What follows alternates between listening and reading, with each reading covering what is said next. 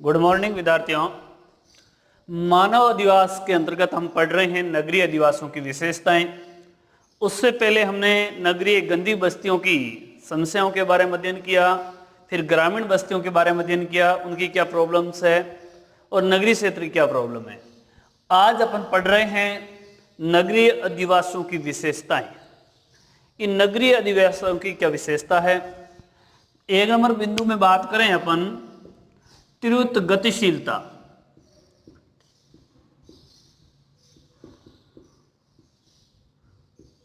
तीव्र गतिशीलता यानी कहने का मतलब यह है कि विद्यार्थियों ग्रामीण क्षेत्र में लोग काम जरूर करते हैं, लेकिन उनकी काम करने की जो गति है वो धीरे धीरे है सामान्य तौर पर। और शहरी क्षेत्रों में क्या होता है विद्यार्थियों कि लोग भागम दौड़ जिंदगी जीते हैं, भाग दौड़ रहते हैं, जल्दी उठना करना, दुकान जाना आना, पूरा हिसाब किताब, लेट तक सोना, तो गतिशीलता बनी रहती है। जीवन में गतिशीलता है। और आपने बाजारों के अंदर देखा होगा भाग दौड़ करते हुए लोगों को, प्रेम से अपने परिवार को समय भी नहीं दे पाते हैं, रिश्तेदारों के साथ में कुछ टाइम लगातार कुछ टाइम के पास बैठ भी नहीं सकते हैं। यानी कि कहने का मतलब है कि भागम दौड़ जिंदगी है किन लोगों की, शहरी क्षेत्र के लोगों की। जबकि ग्रामीण क्षेत्र के लोग शांति प्रिय होते हैं, कहीं जाते हैं तो दो या तीन दिन उठते ही नहीं, बैठे ही रहते हैं निठले होकर के, ऐसा भी है। तो ये तीव्रता गतिशील थी। दूसरी अपन बात करें विद्यार्थियों तो जनसंख्या घनत्व अधिक। शहरी क्षेत्रों में जनसंख्या घनत्व अधिक होता है, ग्रामीण क्षेत्रों में जनसंख्या घनत्व कम होता है। बात करें अपन शहरी क्षेत्र के महानगर की बात करें तो दिल्ली की 11,297 व्यक्ति प्रति वर्ग किलोमीटर, 11,297 व्यक्ति प्रति वर्ग किलोमीटर निवास करते हैं। कहां विद्यार्थियों? दिल्ली में। जयपुर में 595 व्यक्ति प्रति वर्ग किलोमीटर में, और जैसलमेर में 17 व्यक्ति प्रति वर्ग किलोमीटर में। कहने का मतलब यह है कि शहरी क्षेत्र होते हैं वहां जनसंख्या घनत्व अधिक होती है, प्रति वर्ग किलोमीटर में रहने वाले लोगों की संख्या अधिक होती है। इस प्रकार हमने जनसंख्या घनत्व की बात की। आगे अपन बात करते हैं विशेषताओं के अंतर्गत पक्की सड़कें और पक्के मकान, ये विशेषता है विद्यार्थियों। पक्की सड़कें होती है नगरों में और पक्के मकान होते हैं, जबकि ग्रामीण क्षेत्रों में पक्के मकान नहीं होते हैं और पक्की सड़कें नहीं होती, नहीं के बराबर होती है। तो ये विशेषताएं, जबकि ग्रामीण क्षेत्रों में झोंपड़ियां होती है, घास फूस से बने हुए टिन होते हैं, इस प्रकार से। आगे अपन बात करें कि नगरीय क्षेत्रों की क्या विशेषताएं हैं, तो बात करते हैं कि नगरों में रोजगार के अवसर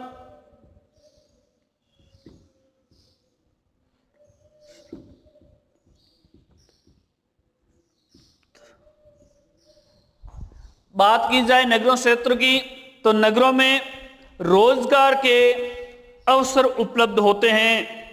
रोजगार की उपलब्धता ये भी लिख सकते हैं, सीधी लिखें तो अपन रोजगार की उपलब्धता, यानी कि व्यक्ति को किसी न किसी रूप में नगरों में रोजगार मिल जाता है। प्रत्यक्ष अप्रत्यक्ष रूप से अपने जीवन यापन करने के लिए रोजगार मिल जाता है। चाहे छोटा सा ढेला लगाए, चाहे अच्छी पढ़ा लिखा एजुकेशन है तो पंचम श्रेणी के व्यवसाय के अंतर्गत उसको रोजगार मिल जाता है। इस प्रकार से रोजगार की उपलब्धता ये भी नगरीय क्षेत्रों की विशेषता है। आगे अपन बात करें नगरीय क्षेत्रों के अंतर्गत, तो बात करें यातायात के संदर्भ में।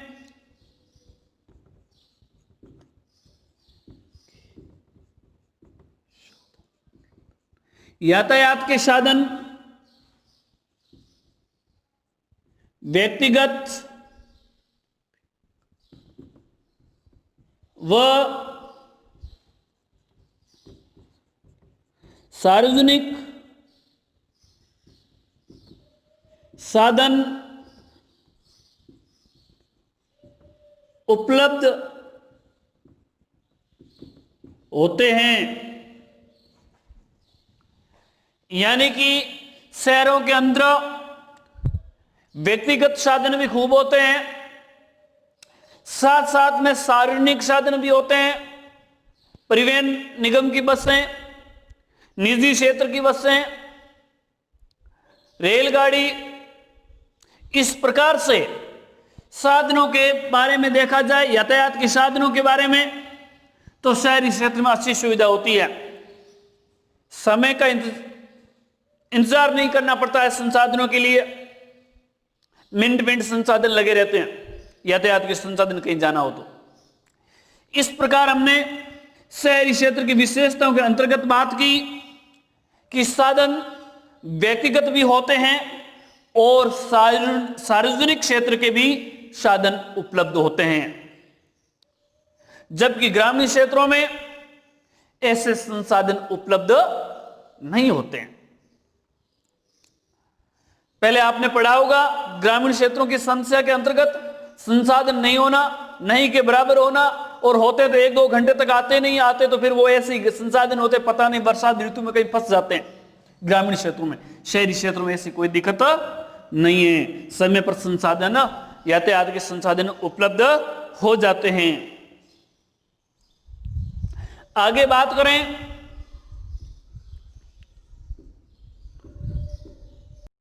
उच्च शिक्षा एवं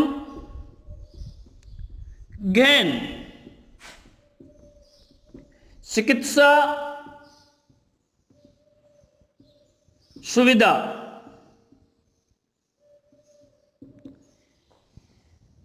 उच्च शिक्षा और गहन चिकित्सा सुविधा कहां होती है? नगरों में। कहां होती है? नगरों में। हाई एजुकेशन के लिए, तकनीकी एजुकेशन के लिए आप नगरों के अंदर प्राप्त करते हैं, तो ये सुविधाएं नगरों के अंदर मिलती है। गहन चिकित्सा सुविधाएं, यानी कोई अधिक बीमारी है, गहरी बीमारी है, तो उसके इलाज के लिए आपको कहां आना पड़ेगा? नगरों की ओर। तो नगरों की ये विशेषता है, गहन चिकित्सा सुविधा और उच्च शिक्षा संबंधित सुविधाएं उपलब्ध होती है। अगली विशेषता की बात करें, नगरों में 50% से अधिक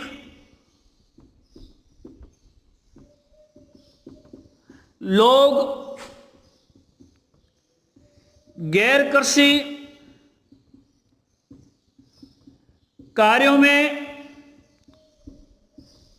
संलग्न होते हैं। यानी कि शहरी क्षेत्रों में जो 50% से अधिक लोग गैर कृषि कार्यों में संलग्न होते हैं। गैर कृषि कार्य का मतलब है विद्यार्थियों, प्राथमिक क्रियाकलाप नहीं करना।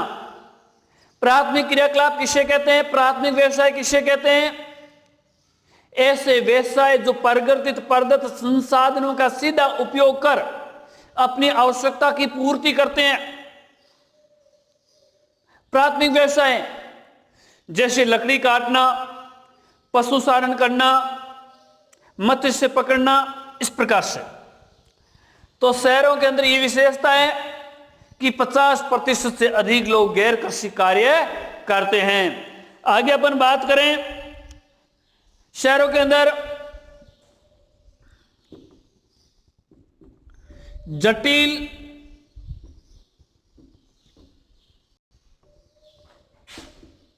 जटिल श्रम विभाजन,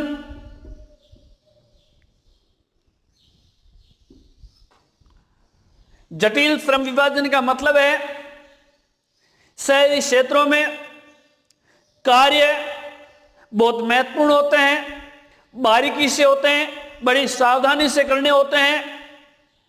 हर व्यक्ति किसी न किसी एक कार्य में प्रगत होता है, टैलेंट होता है, जिसको उसको विशेष रूप से वही कार्य करता है। इस प्रकार से कार्यों का विभाजन होता है, लोगों को अलग अलग कार्य दे दिया जाता है और उसी कार्य को उसमें उसकी टैलेंटता होनी चाहिए। इस प्रकार के जटिल श्रम विभाजन नगरीय क्षेत्रों में देखा जाता है। ये नगरीय क्षेत्रों की महत्वपूर्ण विशेषता है। अगली बात करें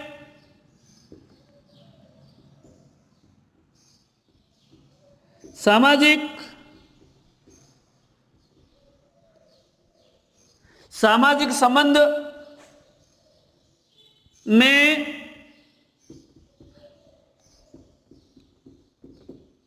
प्रगाढ़ता का अभाव। सामाजिक संबंध में प्रगाढ़ता का अभाव कहने का मतलब यह है, शहरी क्षेत्र के लोग व्यक्तिगत मूल्यों को ज्यादा महत्व देते हैं, सामाजिक कार्य को ज्यादा महत्व नहीं देते हैं। इसलिए इन लोगों में सामाजिक संबंध गहरे नहीं होते हैं, यानी कि अधिकतर रिश्ते शहरी क्षेत्र में टूटते हैं। सिंपल भाषा में कहें तो ऐसे संबंध जो अपनी जान पहचान से ही बनाए जाते हैं, लव मैरिज करके, वो जल्दी टूटते हैं। जबकि ग्रामीण क्षेत्र में इसकी तुलना की जाए, जो सामाजिक संबंध होते हैं, जो पुत्र पुत्री के रिश्ते होते हैं, वो परिवार से संबंधित अन्य रिश्तेदारों से मिलकर के तय किया जाता है। इसलिए उसमें एक सामाजिक संबंध गहरे होते हैं, प्रगाढ़ होते हैं। जबकि शहरी क्षेत्र में इस प्रकार के संबंध होते हैं, वो प्रगाढ़ नहीं होते हैं। आगे अपन बात करें नगरीय क्षेत्रों की विशेषताओं के अंतर्गत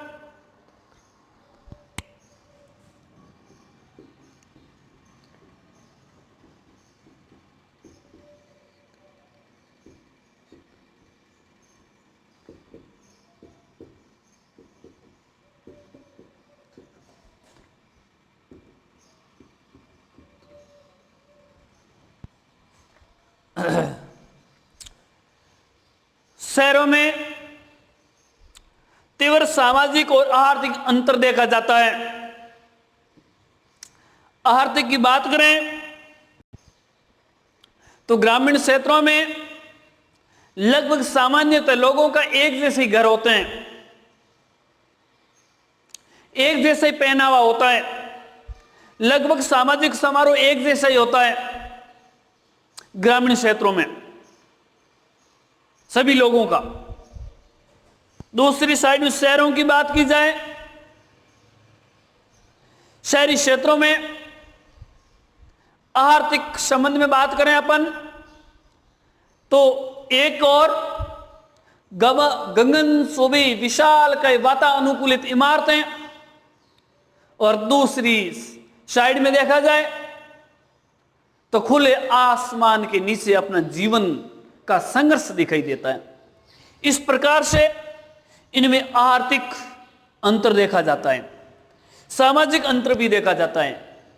एक जगह उसी कॉलोनी में एक परिवार के अंदर कोई शादी समारोह होता है तो उसमें लगभग हजारों का खर्च वहन किया जाता है, और दूसरे क्षेत्र में देखा जाए तो अपने जीवन यापन करने के लिए रोजी रोटी की भी मुश्किल संघर्ष करते हुए देखा जा सकता है। इस प्रकार से नगरों में सामाजिक और आर्थिक अंतर पाया जाता है।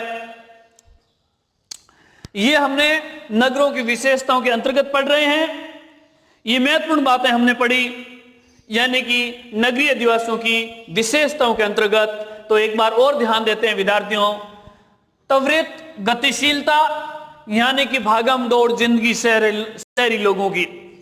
जनसंख्या घनत्व, भारत में जनसंख्या घनत्व नगरीय परिभाषा के अंतर्गत 400 व्यक्ति प्रति वर्ग किलोमीटर होते हैं, तो वो नगरीय क्षेत्र में सम्मिलित किए जाते हैं। तो जनसंख्या घनत्व अधिक होता है। अधिक होने से पहले आपको पता ही क्या क्या प्रॉब्लम है। पक्की सड़कें और पक्के मकान कहां मिलेंगे? नगरों में मिलेंगे। रोजगार की उपलब्धता कहां होगी? नगरों में होगी। यातायात के साधन व्यक्तिगत और सार्वजनिक कहां मिलेंगे? नगरों में मिलेंगे। उच्च शिक्षा और गहन चिकित्सालय सुविधा कहां मिलेगी? नगरों में मिलेगी। और 50% से अधिक लोग गैर कृषि कार्यों में कहां करेंगे? नगरों में करेंगे। और नगरों के अंदर जो कार्यों का विभाजन किया जाता है, बारीकी से ध्यान रखा जाता है, एक एक चीज को ध्यान में रख करके कार्य किया जाता है, वो ऐसा काम कहां किया जाता है? टेक्नोलॉजी से, वो नगरों में किया जाता है। सामाजिक संबंध का अभाव पाया जाता है, ये नेगेटिव थोड़ी सी विशेषताएं। और तीव्र सामाजिक आर्थिक अंतर, ये भी नेगेटिव है। तो इस प्रकार हमने नगरीय अधिवासियों की विशेषताओं के अंतर्गत पढ़ा। अब अपन बात करते हैं नगरीय क्षेत्रों, नगरीय बस्तियों का वर्गीकरण किन आधार पर किया जाता है, उसके अंतर्गत बात करें। इकाई शय की नगरीय बस्तियों का वर्गीकरण। विद्यार्थियों, नगरीय बस्तियों का वर्गीकरण करने के लिए अलग अलग क्षेत्र में अलग अलग रूल अपनाए जाते हैं। जैसे भारत, चीन जैसे जनसंख्या अधिक है, तो जनसंख्या को आधार मानकर कई प्रशासनिक इकाई को आधार मानते हैं, कुछ मानव व्यवसाय के आधार मानते हैं। तो अपन यहां पढ़ते हैं विश्व में नगरीय बस्तियों का वर्गीकरण किस प्रकार से किया जाता है, कौन से नगर के परिभाषा में आएंगे और कौन से नगर के परिभाषा में नहीं है, वो अलग अलग देशों में अलग अलग है। ये मुख्य बात है विद्यार्थियों। तो कई देशों में मुख्य आधार क्या रखा जाता है विद्यार्थियों? नगरीय बस्तियों के वर्गीकरण का मुख्य आधार, वर्गीकरण का आधार, तो पहला होता है जनसंख्या। क्या विद्यार्थियों? जनसंख्या। अब जनसंख्या एक ऐसा पहलू है जो विश्व के अन्य देशों में अलग अलग जनसंख्या को आधार मान करके डिवाइड किया जाता है। जैसे भारत में देखा जाए तो 5000 व्यक्ति यदि किसी क्षेत्र में है, एक सीमित एरिया में, तो नगर की परिभाषा में आते हैं। तो बात करें डेनमार्क, स्वीडन और फिनलैंड की,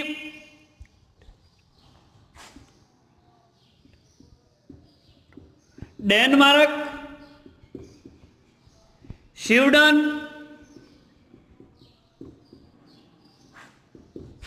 फिनलैंड की, तो वहां यदि 250 व्यक्ति है प्रति वर्ग किलोमीटर में निवास करते हैं, मैं यहां लिख रहा हूं 250 व्यक्ति प्रति वर्ग किलोमीटर में निवास करते हैं, तो नगर की परिभाषा में आता है।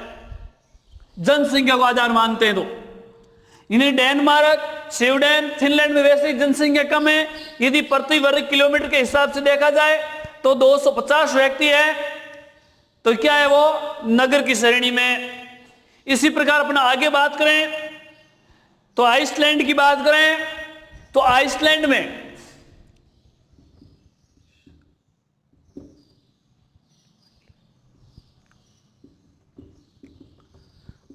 में 300 व्यक्ति प्रति वर्ग किलोमीटर निवास करते हैं, तो वो किस श्रेणी में मान लिया जाता है? नगर में 300 व्यक्ति यदि आइसलैंड में निवास करते हैं, वो नगर की श्रेणी में माना जाता है। बात करें कनाडा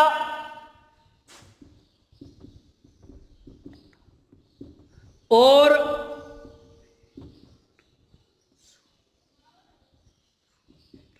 वेनेजुएला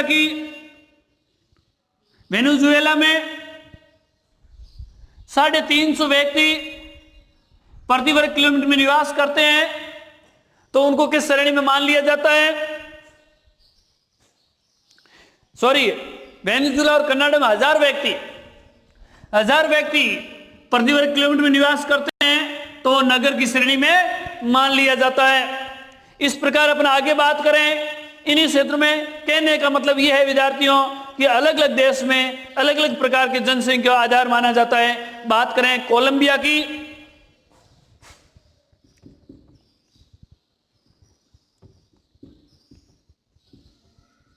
कोलंबिया तो 1500 व्यक्ति होते हैं प्रति वर्ग किलोमीटर में, तो उनको क्या मान लिया जाता है?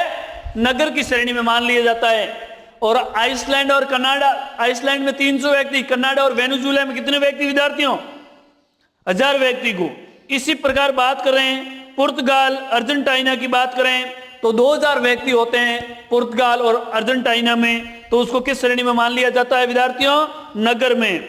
और इसी बात आगे बात करें संयुक्त राज्य अमेरिका और थाईलैंड की, तो थाईलैंड में यदि 2500 व्यक्ति प्रति वर्ग किलोमीटर में रहते हैं तो नगर की श्रेणी में माना जाता है। इसी प्रकार अपन जापान की बात करते हैं तो जापान में 300 व्यक्ति प्रति वर्ग किलोमीटर रहते हैं, तो वो नगर की श्रेणी में मान लिया जाता है। अब अपन बात करें भारत की, तो भारत में जापान में कितना?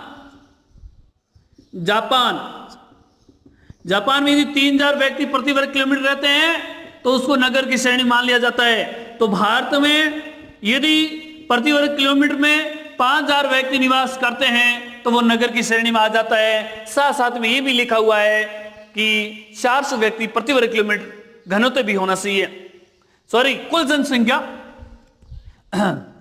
माफ करें, डेनमार्क, स्वीडन, फिनलैंड में 250 व्यक्ति यदि रहते हैं तो नगर की श्रेणी में मान लिया जाता है।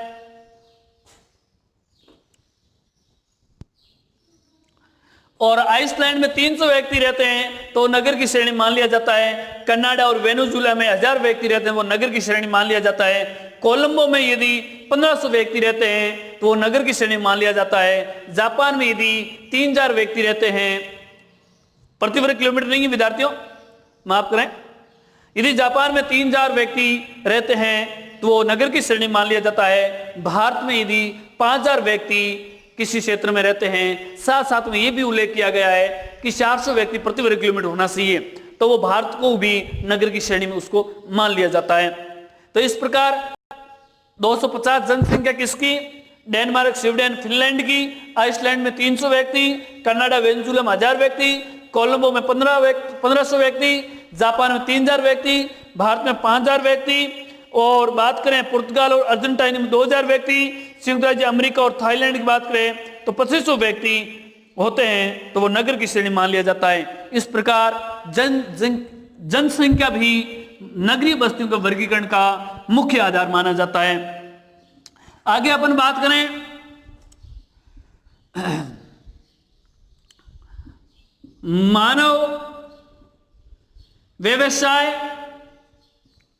मानव व्यवसाय भी जनसंख्या वर्गीकरण का मुख्य आधार है।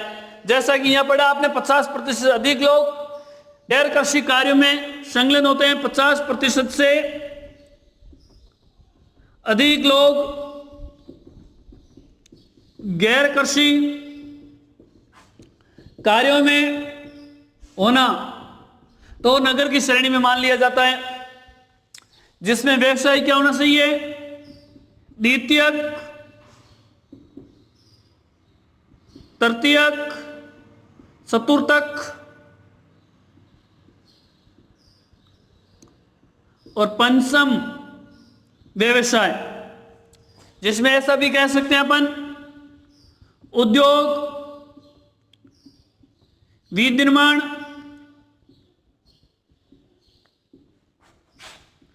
परिवहन,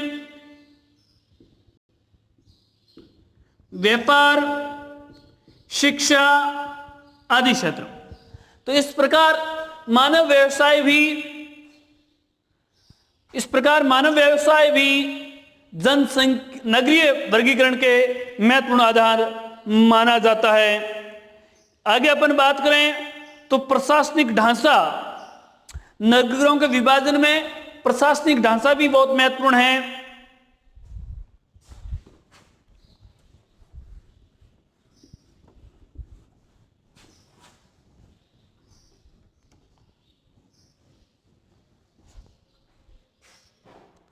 तीसरा महत्वपूर्ण बिंदु है प्रशासनिक ढांचा। कुछ विश्व के देशों के अंदर प्रशासनिक ढांचे को भी महत्वपूर्ण माना गया नगर की श्रेणी में सम्मिलित करने के लिए। जैसे अपन बात करें प्रशासनिक ढांचे के अंतर्गत तो नगर, नगरपालिका, छावनी बोर्ड, अधिसूचित क्षेत्र, इस प्रकार से, यानी कि नगरपालिका, छावनी बोर्ड,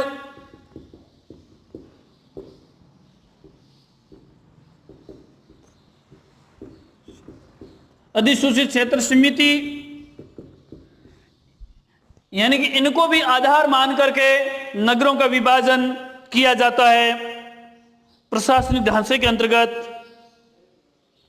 यानी कुछ बस्तियों को नगरीय बस्ती में सम्मिलित करने के लिए प्रशासनिक ढांचा भी मापदंड है। ये भी क्या है, नगरों को सम्मिलित करने के लिए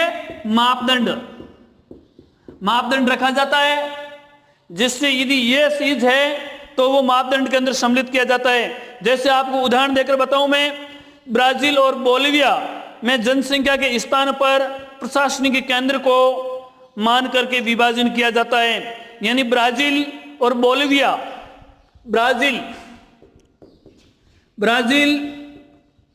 और बोलिविया, इन देशों में प्रशासनिक ढांचे को आधार मानकर, प्रशासनिक केंद्र को आधार मानकर नगर में सम्मिलित किया जाता है। इसी प्रकार आगे अपन बात करें तो आवश्यक दशाएं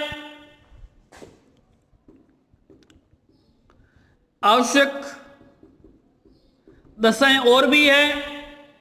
जैसे जिस क्षेत्र में रह रहे लोग हैं उनको महीने में कम से कम 2 या 3 छुट्टियां मिलनी चाहिए।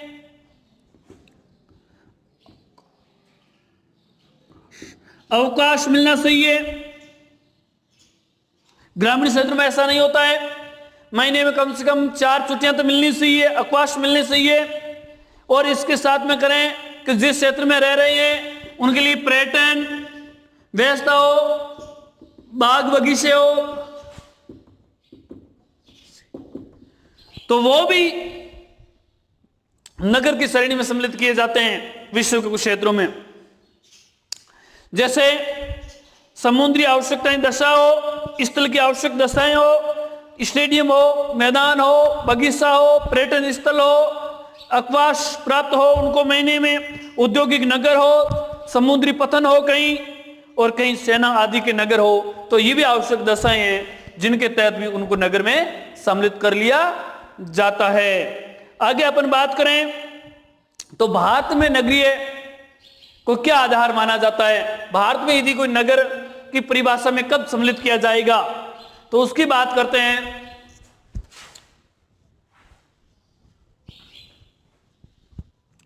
भारत में कोई क्षेत्र है तो वो नगर की श्रेणी में कब आएगा उसकी बात करें तो डालते हैं हेडिंग, भारत में नगर की परिभाषा। यानी कि पहले बात करें अपन पहले बिंदु के अंतर्गत तो उसी में की थी विश्व के क्षेत्र में, तो भारत के अंदर भी बात कर लेते हैं। तो पहली है जनसंख्या, महत्वपूर्ण क्वेश्चन है, विद्यार्थियों ध्यान रखना। भारत में जनसंख्या को भी आधार माना जाता है नगर को विभाजन करने में। यानी कि 5000 व्यक्ति और प्रति वर्ग किलोमीटर में 400 व्यक्ति निवास करे। 5000 व्यक्ति होने चाहिए और प्रति वर्ग किलोमीटर में कितने व्यक्ति निवास करने चाहिए? 400 व्यक्ति। ये भी ध्यान रखा जाता है। मानव व्यवसाय के अंतर्गत बात की जाए, इन दूसरा बिंदु आपने पढ़ा था मानव व्यवसाय, तो भारत में 75% से अधिक लोग गैर कृषि कार्यों में संलग्न होना, तो वो नगर की श्रेणी में माना जाता है। आगे अपन बात करें, गैर कृषि में संलग्न होना सही है। प्रशासनिक ढांचा के अंतर्गत बात करें, तीसरे बिंदु के अंतर्गत हमने पढ़ा था प्रशासनिक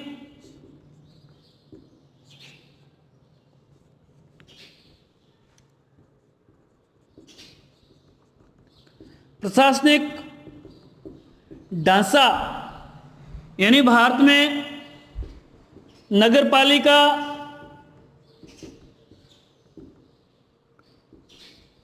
नगर निगम, छावनी,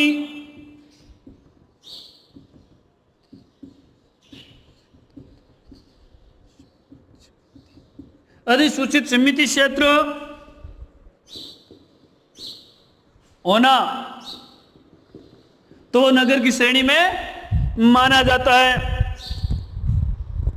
यानी नगर, नगर निगम, पालिका इस प्रकार से है तो नगर को सम्मिलित किया जाता है।